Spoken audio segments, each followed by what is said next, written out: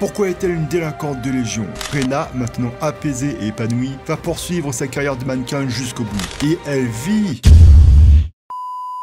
Quel est le message de Rena? Yo les Skylines, que tu sois une girl ou un gars, aujourd'hui sur All Motor Glory, je vais vous parler dans cette histo perso de l'histoire d'un personnage fictif. Oui, vous avez bien entendu, ce format va également comprendre les personnages fictifs et des personnages autres que ceux liés à l'industrie automobile, comme les légendes du rallye, etc. Aujourd'hui, on parle de la personnage principal féminin de l'œuvre One Gun Midnight. On parle de la reine de la One Gun, de Rena Akikawa. Qui est Rena Akikawa de One Gun Midnight? Pourquoi est-elle importante dans cette œuvre? Pourquoi est-elle une délinquante de Légion? Vous le saurez dans cette vidéo. Générique!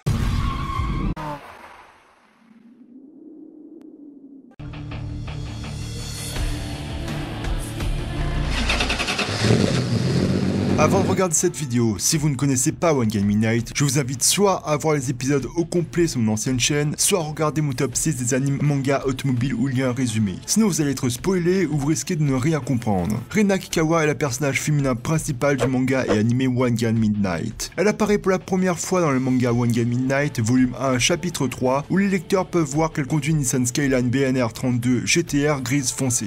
La personnage principale de One Gun Midnight, Rena Akikawa, est l'une des personnages à avoir une histoire presque complète sur sa vie à la différence du héros principal Akio Asakura. Si cette vidéo parle en premier de Rena Akikawa en tant que personnage fictif, c'est parce que contrairement à Initial D et aux autres personnages de One Gun Midnight, c'est la seule personnage féminin dont on connaît une grande partie de sa vie, contrairement aux personnages comme Mako et Sayuki ainsi que Natsuki Mogi dans Initial D ou Eriko Asakura dans One Gun Midnight, dont on connaît au final très peu de leur vie passée. Désolé, pour ceux qui ont vu cette vidéo, voici la vraie Eriko Asakura. Et de façon générale, même parmi tous les personnages d'Initial D, à part Ryosuke Takahashi, on connaît rarement le passé des personnages, ou juste une petite partie. Même pour Takumi Fujiwara, on a juste quelques brides tout au long de l'aventure et le spin-off Takumi Gaiden, et non pas Garden, tu vois le petit jeu de mots, Gaiden, Garden... Et il est là la force de One Gun Midnight, c'est-à-dire de parler bien plus en profondeur de certains personnages. La deuxième raison, c'est parce que Rena Akikawa est une personnage très charismatique et lorsqu'on connaît les détails, ce personnage qui en apparence a l'air d'être une fille gentille et normale est en réalité bien plus sombre que ce qu'elle ne laisse apparaître. L'histoire de Rena Akikawa.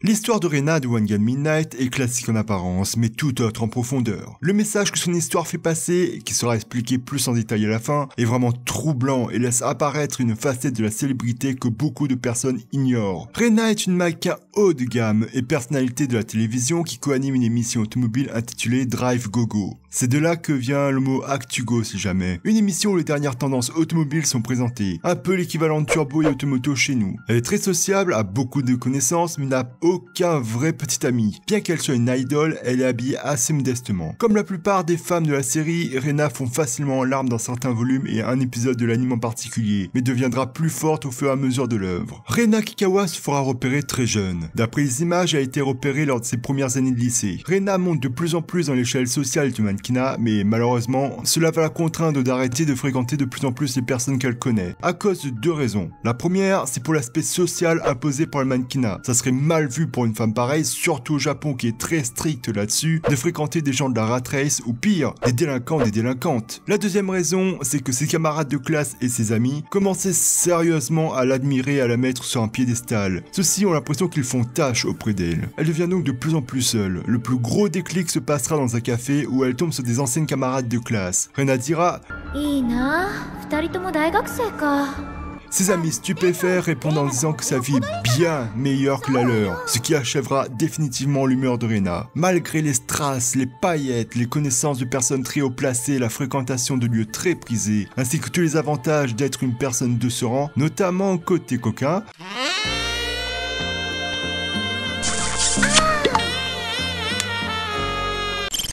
elle est de plus en plus épuisée psychologiquement et physiquement et elle s'en veut énormément. Elle se retrouve déprimée par la façon dont elle a poussé les autres hors de sa vie dans sa quête initiale de gloire. Elle se retrouve déprimée car elle se retrouve bien seule, sans véritables amis et coupée du monde réel. Elle abrite sa tristesse, sa frustration de jour en jour, tournage après tournage, jusqu'à ce qu'elle puisse quitter son travail. Et cette tristesse va la pousser tellement à un bout qu'elle va commettre un acte qui pourrait très clairement l'envoyer en prison. Car en effet, le fait qu'elle roule largement au-dessus des limitation de vitesse, que sa Nissan GT-R est loin d'être d'origine, avec 400 à 500 chevaux et que madame s'amuse contre d'autres voitures, elle a tous les éléments réunis pour partir en prison. Sans compter la menace de son manager qui, au courant de ses agissements, la met en garde sur son image et le coup fatal de tout perdre si elle lui arrivait un truc. Ce qui nuirait gravement à son image. Surtout au Japon, où pour le moindre délit, les stars sont rayées définitivement du monde de la célébrité. Tout ça dans le seul but de se défouler avec sa Nissan Skyline GT-R R32 après le travail sur la Wangan pour oublier son cauchemar quotidien qui est considéré comme un rêve pour beaucoup. Là où tout va changer, c'est qu'un soir après un tournage, se trouvant pas mal déprimée, elle voit dans son rétroviseur une vieille Z se rapprocher. Elle commence à jouer avec lui pour le pousser à faire la course, mais cette vieille voiture en question était la Devil Z qui la laisse sur place. Rena est totalement sous le choc. Elle se retrouve amoureuse de cette Z et va tout faire pour en apprendre plus. Elle apprendra alors l'existence de la Devil Z, une 240 Z équipée d'un moteur de course L28 twin turbo de plus de 600 chevaux et maudit par le diable avec sa rapidité et sa dangerosité qui tuera bon nombre de propriétaires. Cette Devil Z est alors conduite par un dénommé Akio Asakura. Le lendemain, après le travail, elle retombe sur la Devil Z. Même constat que la veille, Akio et la Devil Z la laissent sur place. Malgré tout, elle suit Akio jusqu'à une aire de stationnement où elle vole ensuite la Z, dont elle se sent désormais obsédée par la conduite. Mais n'étant pas la propriétaire de cette Devil Z et roulant trop lentement, avec Akio qui a du coup pris la R32, Rena a quand même fait l'effort de laisser les clés sur le contact, et qui tente de l'arrêter. Dès le premier freinage, Rena perd le contrôle de la voiture. Plus tard dans l'histoire, après avoir fait passer sa GT-R de 500 chevaux à 5000 tours minute, à 600 chevaux à 10 000 tours minute, elle a rencontré la Devil Z et la Blackbird lors d'une course et décide de se joindre à eux. Mais sa voiture s'ouvre et s'écrase contre une glissière. Après cet incident, elle se contente de suivre les autres coureurs sans chercher à prendre la tête. Sa GT-R est réglée par Kazuhiko Yamamoto, un ancien préparateur qui va reconvertir son garage en simple garage de réparation suite à la mort d'un ami, mais qui fera exception pour Rena par peur qu'elle ne se tue à cause d'un mauvais préparateur. Par mesure de sécurité, la GT-R R32 de Rena est équipée d'un arceau de sécurité et repeint plus tard en blanc pour être plus visible des autres voitures. Sa voiture sera démunie de son aileron lors de l'arc Silver Supra. Rena Kikawa commence à avoir des sentiments pour Akio Asakura, le propriétaire de la Devil Z. À la fin du manga, Rena, maintenant apaisée et épanouie, va poursuivre sa carrière de mannequin jusqu'au bout. Embauchée dans un rôle de cinéma, elle quittera alors le Japon pour les États-Unis.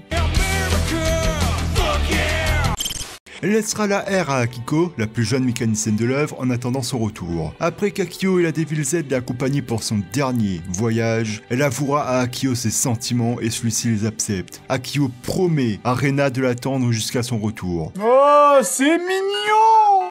Celle-ci reviendra dans les derniers chapitres de l'œuvre. Malheureusement, il n'y a aucune info sur Rena Kikawa dans les suites de Wangan Midnight. Elle fait un caméo, ça c'est sûr, mais impossible de trouver des détails. Anecdote. Rena, comme la plupart des autres personnages, est réellement inspirée d'une membre d'une Midnight Club. La Rena réelle était bien mannequin et conduisait bien une R32. C'est vraiment à se demander si Kusanagi, le mangaka de Wangan Midnight, n'était pas lui-même membre du Midnight Club. Rena servira d'inspiration pour créer le personnage Ai Fukami de Ridge Racer 5. Et c'est Inception le truc. Rena dans le manga servira pour créer Ai Fukami, et les quelques différences d'Ai Fukami, comme les cheveux, serviront au design de Rena dans l'anime.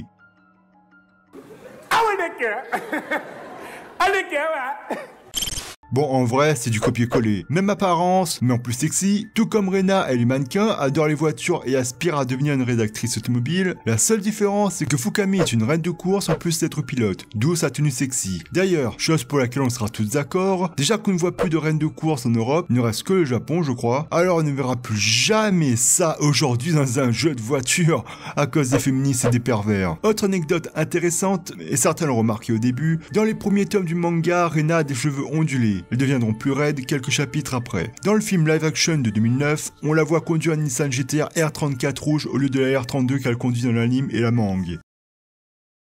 Et le manga. La raison était de rendre sa voiture plus moderne et plus connue de tous, notamment car, comme dit dans cette vidéo, elle devait servir à promouvoir l'univers en dehors du Japon. De plus, l'intérieur de sa Skyline et les habits de Rena sont malheureusement un peu girly.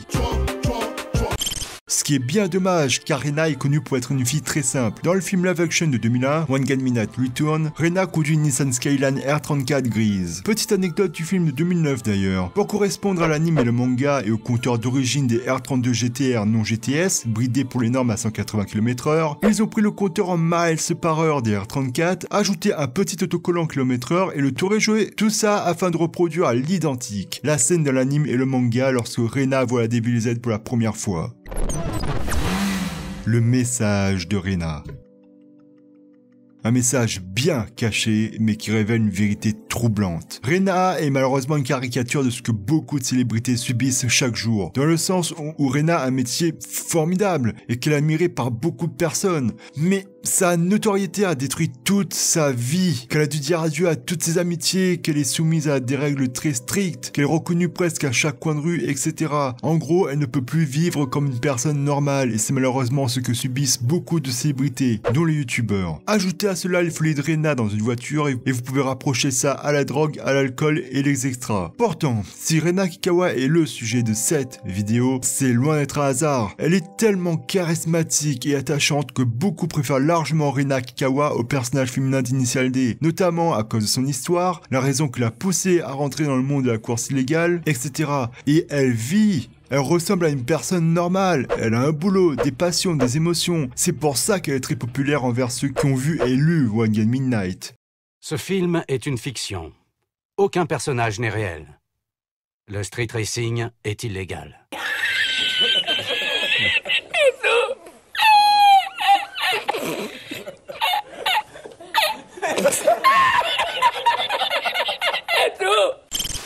Ce film est une fiction. Non.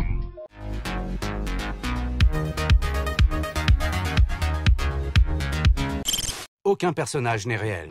Non.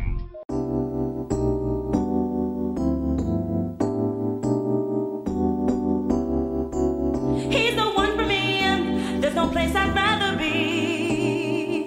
Yeah, yeah, yeah. To the finish line. Le street racing est illégal.